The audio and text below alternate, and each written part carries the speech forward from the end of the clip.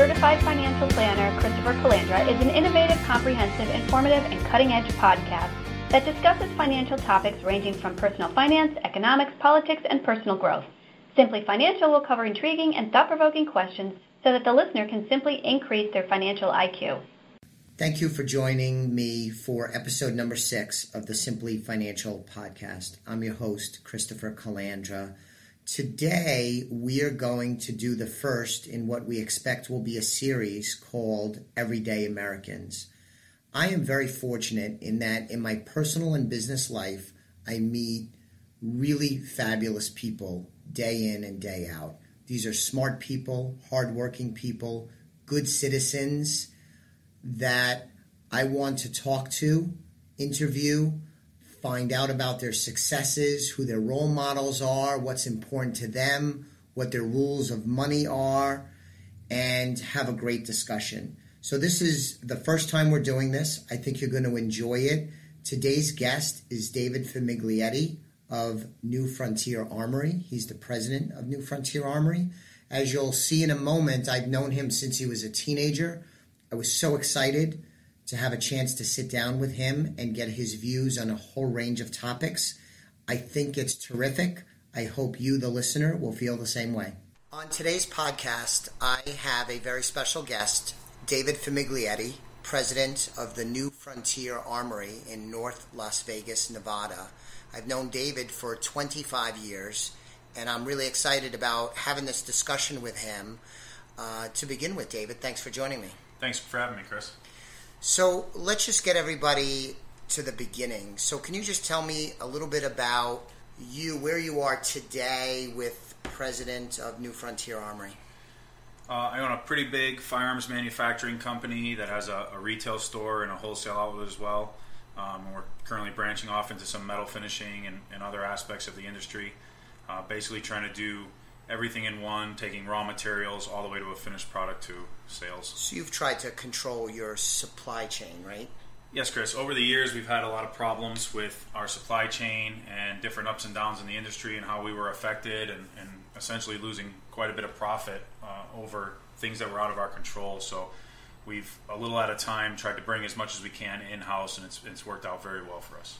Yeah, we've talked a lot about this over the last couple of years, and I think it's fair to say your business is in the upper echelon of the firearms industry across the country, right? There's lots of mom and pop operations, but you're near the top in terms of metrics, right? Volume, absolutely. Sales, our volume and productivity has gone from basically why we started to manufacture ourselves was to take care of our own demand, and we've kind of expanded that out, and we have about 300 companies that we do contract manufacturing for, which has helped us grow exponentially. Great.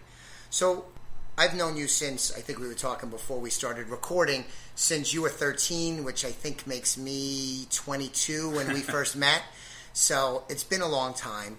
And maybe you could share with me, what did you learn about money growing up, including from family members? First off, where'd you grow up? I grew up in Waterbury, Connecticut. And so what did you learn about money growing up? I had a lot of really good role models. I don't think we were pretty well off as a family. My father did really well at work, but you wouldn't know, I don't think. Looking back at it, you can't really tell. Like I said, I had a lot of good role models, a lot of really hard workers that went out and saved a lot. I learned probably to be overcautious when it came to money. I never was an overspender, even as a kid. I don't remember really, like asking my parents for money or anything like that. If I wanted something, there was a way I had to earn it, and it was whether it was cutting grass for a family member or shoveling snow up and down the street or whatever it took to do that. I was taught a lot of good lessons. A big one was to never really take on debt, which is good and bad. Once I got into the business world, there's some really good ways to take on debt, and I've probably missed some opportunities because of that. But that was a big one, was to try not to be in debt ever. Save for what you need. Live below your means. Little things like that. Would you say your household was wealthy? Did you grow up in a 1% household, or was it upper middle class, lower middle class? How would you describe it? I guess at the time I'd say middle class when I was in that age. Okay. Now, you got this entrepreneurial sense about yourself, right? Because you had your own business while you were still in high school. Can you tell us about that a little bit? I did. I even had some of my high school teachers working for me. Really? I started a little landscaping business probably right around that time when I was about 12 years old. I got it official. My mother, being the rule follower, made me go down to the city and register it and pay taxes and the whole bit. So I was legit right out of the gate. But we did. I had a little business, a couple of my neighbors, and we'd go around and cut grass and shovel snow and that type of thing. Learned a lot of lessons from that, and I was lucky to have a lot of people around me to kind of help me through that stuff. But I've kind of always had a thing for doing it myself, or doing it better, or looking at something and how could I do that and make money? How could I do that and make more money than they are? How could I weasel my way into this or that deal? So, now, I asked a question about money, but let's just dovetail that with the work ethic, because you have an incredible work ethic. Did you get that from your parents, your grandparents? Was it just the community you grew up in? I think my family, and I worked in, I didn't just do the landscaping business. I've always had like 2 or 3 jobs my whole life, since I can remember, since before high school. I've always kept 2 jobs. I worked at Sears and did the landscaping business a little bit. I worked at 2 garages part-time back home when I was a kid after school, and I learned from all of them. They were the 2 of the garages I worked in. The 2 guys that owned them are still very good friends of mine, very good family friends to this day, and probably 2 of my strongest mentors. And they just both were total opposites, but I learned a lot from both of them. They both had their own styles, but they both taught some really good lessons, and I learned a lot about different things from both of them. And work ethic was always the key. Unfortunately, I don't see it as much now with some of the younger kids I'm hiring, but back then, that was, I guess, early 90s, mid-90s, that was what you were worth, is what you could put out. Right. If you couldn't do or couldn't perform or weren't fast enough or good enough, you weren't anything. So there wasn't a motivation for money. It wasn't like a prize or a trophy or money. It was, I want to show them that I can do this that fast, or I can wheel this wheelbarrow back and forth 100 times without stopping, or whatever. That was kind of an internal goal, I think, that, like I said, I'd probably learned from those guys, was just showing some hard work. So you worked in Bobby's shop? I did. I did not know that. Okay. So then, in today's world where there's such an emphasis on graduating from high school and going to college, the importance of the college degree, you took, based on today's rules, a little bit of an unconventional path, because you joined the U.S. Air Force. I did. I had, I guess I had 3 choices, but the 2 choices without my family disowning me was join the service or go to college. And I wasn't the type. I'm still not the type. It took me 9 years to finally finish my degree while I was in the military after I started. Because so you're not a great student? I'm not a very good student, Chris. I never was. I'm very smart, I think. I don't have to toot my own horn, but I think I'm pretty smart. But I'm not one to sit behind a desk all day. I like to do with my hands. I like to learn by doing. I like to learn by making mistakes. And I wasn't a good student. So I was the kid disrupting the class for all the other kids that were really trying to learn. So I didn't think I could go straight into college from high school. I don't think I was mature enough, to be honest. I was mature beyond my years in many ways, but in that, I probably couldn't have done it. I would have ended up back home or kicked out or whatever. And so I definitely, looking back at it, I definitely made the right choice, and I headed for the Air Force. So how many years did you serve? I was in the Air Force for 15 years before I got out. Okay. And so we're going to get into you starting your business in a little bit, but tell me a little bit about your experience in the service. You served overseas. You served during wartime, right? So tell me about that experience. It was really good. Like they say, you get to travel all over the place. I was really lucky with my travel assignments. We were kind of winding down from Bosnia and Macedonia when I first came in, and I ended up in Guam.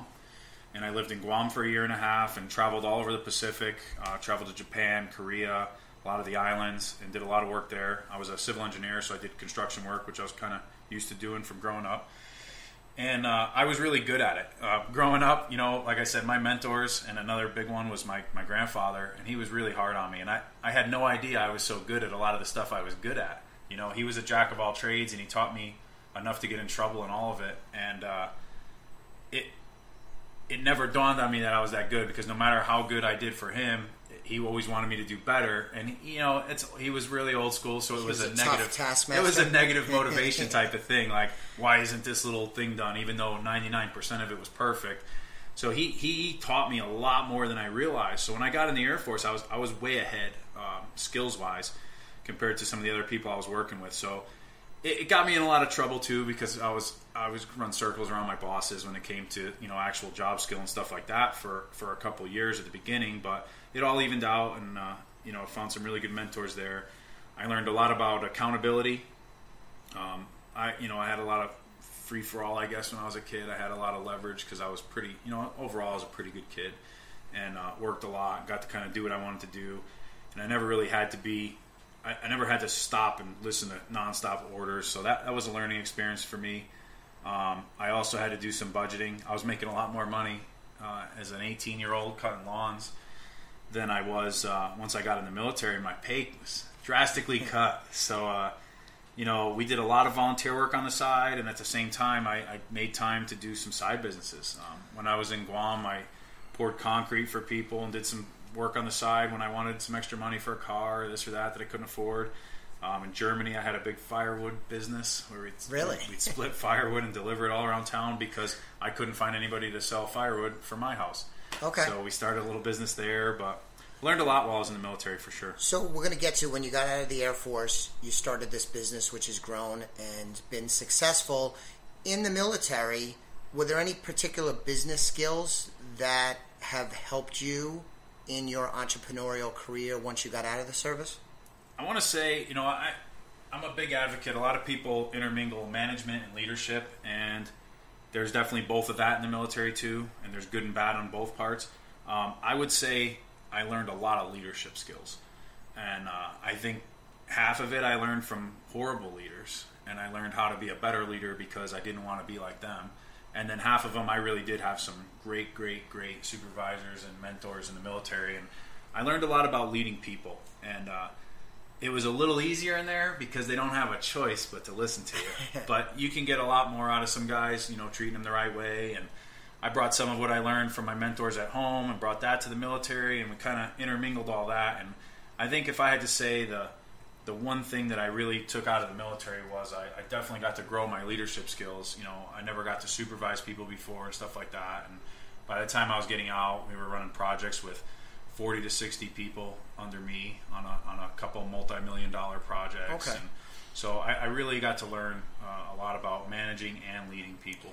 So I know your mom and dad as well, and one of the things I've always been impressed with your dad is his ability to have people be loyal to him, to be good team members, to be good followers, to be good employees, to be good partners, so on. But he was always able to have people to be loyal to him. And you, I think, got that character trait, I think in a very different way. But why do you think that is? I mean, in your business, you're surrounded by a lot of really good, high-quality people that seem to really look out for you. And, of course, there's always stuff that comes up. But by and large, you're surrounded with yourself with people that are tremendously loyal to you. Where does that knack come from? What's that skill? I think a lot of that goes way back to where I grew up. Just old school Italian neighborhood. Your name was everything. Your name, your word, that was all that you had. Nothing else mattered. You just assumed back, when, like I said, even kids my age that I grew up with that were all hustling and working, you just assumed that if you had somebody to do a task or do a job, they were going to do it the best they could, and they were going to do a good job. And it went past that. If you didn't make good on your word, it got around fast. Like, we lived in a really small... Everybody was either related to everybody or knew everybody or whatever. And I learned that really quick. A lot of that's from my grandfather. I remember just watching him. He'd treat everybody I knew. Anybody we knew, he would do anything for. He would stop what he was doing to fix somebody else's lawnmower, fix somebody's car, go bail somebody out of something or other, whatever trouble they were in. He would do anything he could do to fix them. A lot of times putting his own stuff, to the back burner. And I learned that was more important. But guys were loyal to him. If he needed something, it was the drop of a hat. Matter of fact, to the point where I can